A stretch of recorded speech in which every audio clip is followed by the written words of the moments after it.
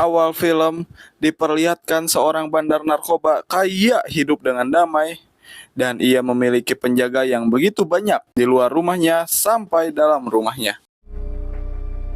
Seketika ia ingin menikmati aktivitas lewat berenang, tak sengaja melihat jam mewah di dasar kolam. Seketika ia ingin mengambilnya dan tiba-tiba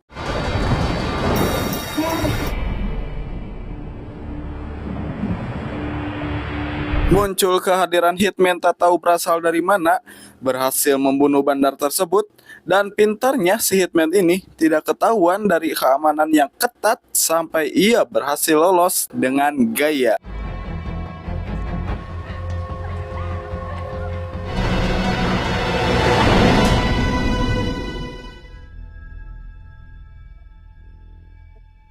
Setelah berhasil membunuh targetnya, si hitman ini pulang ke rumahnya. Di sana yang hanya ada satu rumah, mungkin agar tak ada tetangga untuk menjulit.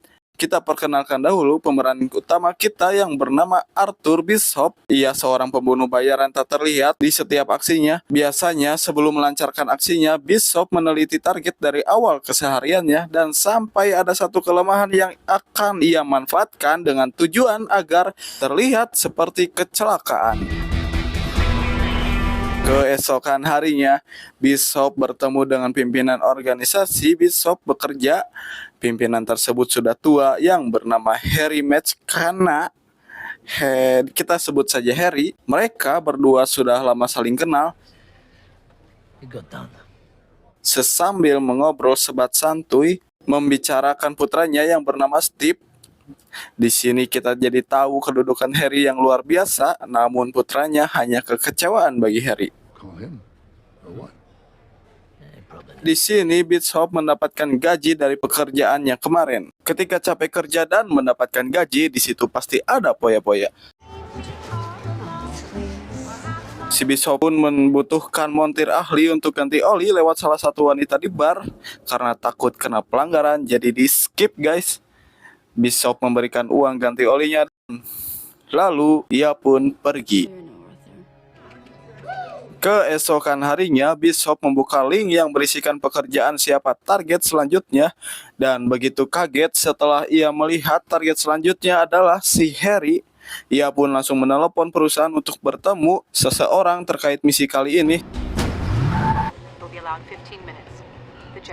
Dan muncul petinggi perusahaan yang bernama Dean. Ia satu dari kedua petinggi perusahaan Bishop bekerja. Dean menceritakan bahwa Harry diduga telah membocorkan rahasia data operasi Cape Town yang membuat 5 orang hitman perusahaan tewas. Menurut Dean, ia tak tahu soal detail-detail di lapangan kecuali si Bishop dan Harry. Ditambah Harry ketahuan melakukan penggelapan puluhan miliar, dan Dean pun tahu kedekatan soal Bishop dan Harry, maka dari itu ia ditunjuk. Kalaupun ia tidak mau, Dean pun akan mencari jasa hitman yang lain. Setelah di rumah memikirkan matang-matang, Bishop sempat resah dan akhirnya ia menelpon Harry yang sedang di kantornya dan menyuruhnya segera keluar dari gedung karena Dean dan anggotanya akan segera datang. Harry pun mengikuti instruksi Bishop dan sampai ia tiba di basement tanpa ada keamanan yang tahu.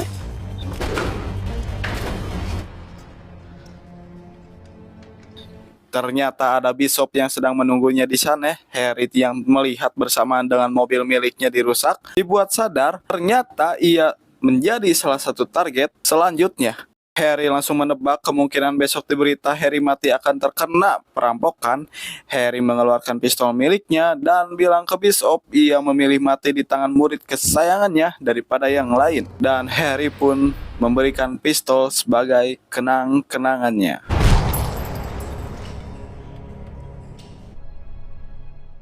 Di pemakaman Harry, Bishop bertemu putra Harry bernama Steve. Bishop pun mengajak Harry untuk pulang. Kematian Harry tidak mengisahkan warisan untuk Steve. Steve pun tidak ambil pusing, dan Steve mending bertindak lain karena ia melihat ada beberapa pencuri mobil dan berharap salah satu dari pencuri tersebut adalah pembunuh ayahnya. What kind of person shoots someone in a wheelchair anyway? Beberapa hari kemudian Bishop beres belanja, tiba-tiba datang Steve yang meminta diangkat menjadi murid hitman seperti Bishop. Bishop pun langsung menolak.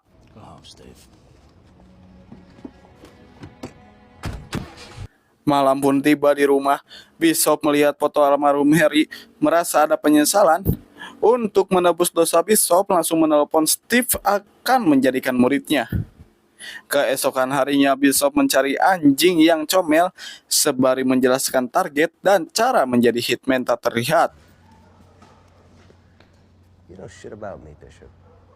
Dan perintah keduanya, anjing yang diadopsi wajib diurus Steve dan selalu diajak nongki jam 7 pagi selama sebulan. Tak lupa Steve pun mengajarkan cara menembak ala hitman dan Steve diberikan buku juga soal mengajarkan jenis kematian dan penyebabnya. Dan buku ini adalah dasar dilakukan oleh Bishop untuk melakukan pembunuhan dan memalsukan seakan seperti kecelakaan.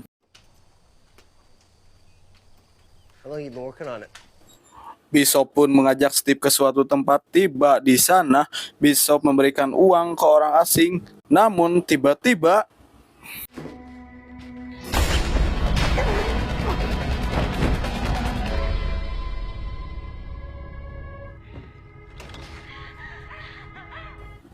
dan ternyata orang tersebut adalah target yang udah lama Bishop dicirian. Sebagai pengalaman bagi Steve juga bagaimana cara membunuh seakan menjadi kecelakaan. Dan di sini akan dimulai aksi Steve. Bishop memberikan target selanjutnya yang ternyata hasil 1 bulan membawa anjing ke kafe jam 7 pagi agar menarik perhatian si Boti.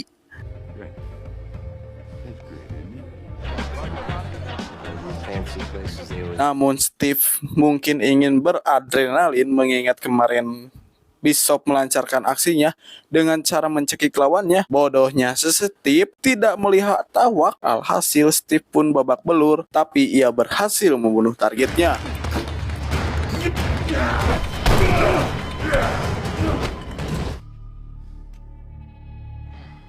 Dan sewaktu pulang, Bishop datang membawa kotak obat untuk dirinya. Dan untuk mencairkan suasana, Steve pun mabok.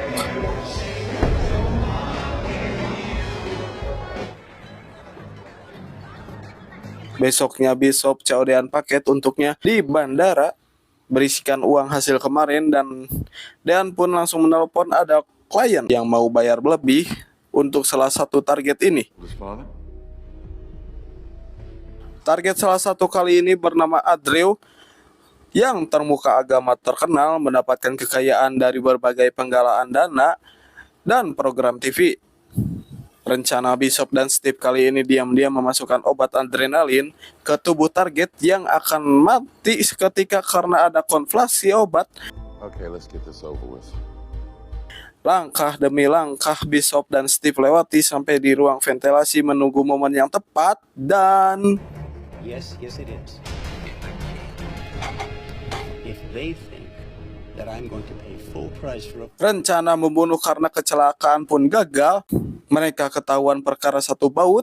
Mereka pun melawan Dordar sampai hingga melarikan diri. Alhasil mereka pun lolos kembali.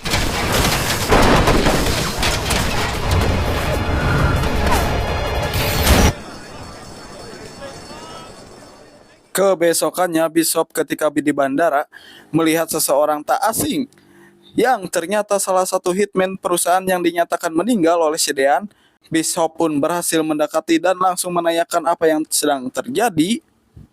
Hitman ini langsung jawab, Dean berani bayar sangat mahal untuk membunuh 4 hitman lainnya yang menyisakan dirinya harus menghilang. Secara tak langsung ternyata si Bishop pun dipermainkan oleh perusahaan yang mengakibatkan teman dekatnya harus mati di tangan si Bishop. Bishop pun marah besar dan di misi kali ini untuk mengincar si Dean. Akan tahu apa yang terjadi, Bishop pulang ada yang tidak beres dan ternyata ada anggota hitman suruhan si Dean sedang mencari Bishop. Karena telah menjadi pecah belah antara Bishop dan si Dean, Bishop pun menelpon Steve agar menyusun rencana mencari si Dean. Sementara si Steve mempersiapkan alat-alat, tak sengaja menemukan pistol mendiang ayahnya yang menjadi curiga kepada Bishop.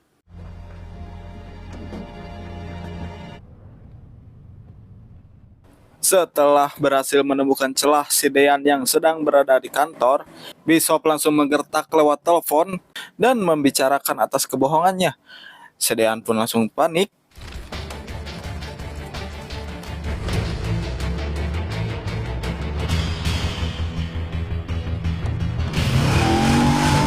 Rencana agar menangkap si Dean telah matang, mobil hancur, tembakan di mana-mana, dan alhasil si Dean pun langsung tertangkap. Mengenaskan.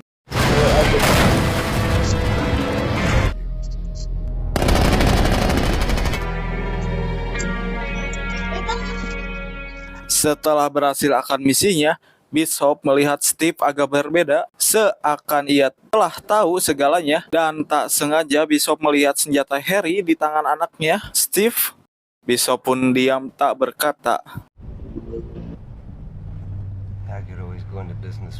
Karena telah habis bensin dan harus isi bensin, si Steve mengambil kesempatan emas untuk membunuh si Bishop. Alhasil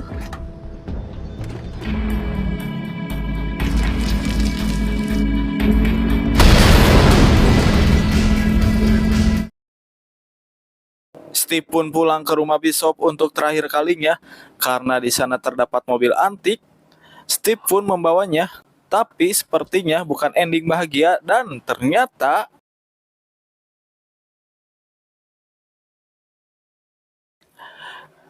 Bishop tidak tewas saat itu.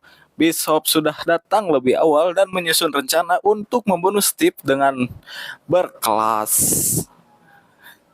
Dan film pun tamat.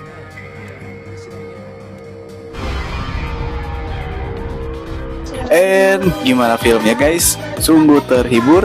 Anaknya pun tak disangka bakal plot twistnya tewas juga. Ini pasti ada kelanjutannya guys. Dan jangan lupa subscribe, bantu channel ini agar Mimin lebih rajin lagi upload kontennya. Terima kasih yang sudah subscribe. Ditunggu video selanjutnya guys.